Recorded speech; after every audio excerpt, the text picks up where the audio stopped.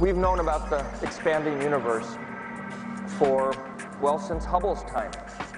And there are a lot of ideas about what is our future. In fact, science is trying to ask questions about where did we come from, where are we going, and one that is particularly interesting to me and many people is, are we alone in the universe?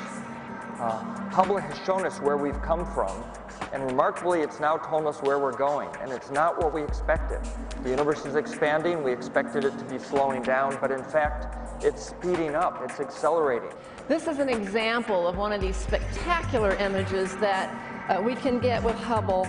The image that we're looking at is a giant cluster of stars in the GUM-29 interstellar cloud nebula in this region of the sky we call Carina. It's a very vigorous breeding ground for new stars. It's about 20,000 light years away from us as we look toward the center of our own galaxy. And the central cluster here is about 10 light years across. Hubble's reach goes far beyond the scientific user community. In the 25 years Hubble has been operating, it has indeed become the people's telescope. Hubble images know no national, political, or ideological boundaries. They are a subtle reminder that we are a common species on a small planet. There are no language or cultural barriers to being awestruck by Hubble images.